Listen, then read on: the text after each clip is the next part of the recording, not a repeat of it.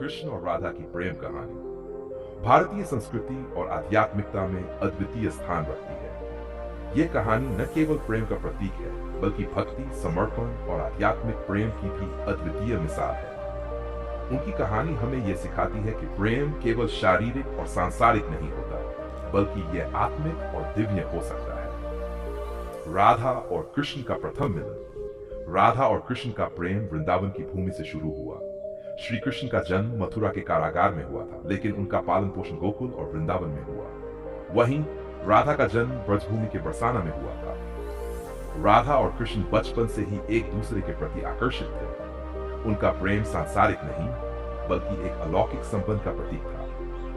कृष्ण, जो साक्षात भगवान विष्णु के अवतार माने जाते थे, और राधा, जो देवी लक्ष्मी का स्वरूप थी, का प्रेम दिव्यता से भरा हुआ था। यह प्रेम किसी स्वार्थ, मोह या लालच से परे था। राधा, जो कृष्ण से उम्र में बड़ी थी, उनके प्रति अपने प्रेम और समर्पण में अद्वितीय थी। यमुना किनारे रासलीला।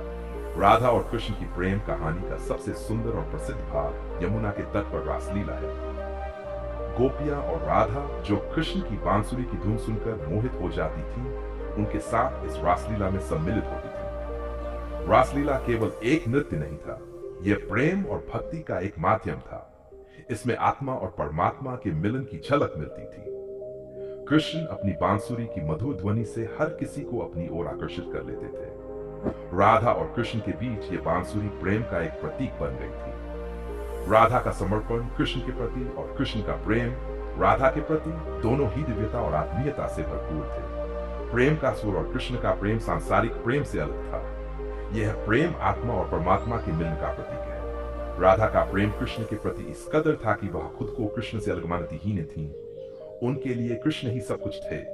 श्री कृष्ण ने स्वयं राधा के प्रति अपने प्रेम को व्यक्त करते हुए कहा था कि उनका और राधा का प्रेम अमर है। उन्होंने यही कहा कि राधा उनके हृदय में बसती है। यह प्रेम इतना पवित्र और शुद्ध था कि इसे किसी रिश्ते की परिभाषा में नहीं बांधा जा सकता। वियोग और प्रेम की परीक्षा। हालांकि राधा और कृष्ण की प्रेम कहानी में वियोग का भी एक विशेष स्थान है। जब श्री कृष्ण मथुरा चले गए और अपने कर्तव्यों में व्यस्त हो गए, तो राधा और कृष्ण का भौतिक मिलन संभव नहीं हो पाया, लेकिन उनका प्रेम हमेशा अमर और अडिग रहा। राधा ने कृष्ण से कभी कोई शिकायत नहीं की। उन्होंने अपने प्रेम को भक्ति और समर्पण में बदल दिया। श्री कृष्ण ने भी राधा को अपने हृदय में हमेशा स्थान दिया। उन्होंने कहा था कि राधा उनके प्रेम का सर्वोच्च स्वरूप है। उनका वियोग हमें यह सिखाता है कि प्रेम में स्थायित्व और आत्मीयता का महत्व है, भले ही भौतिक दूरी हो। प्रेम का आध्यात्मिक संदेश।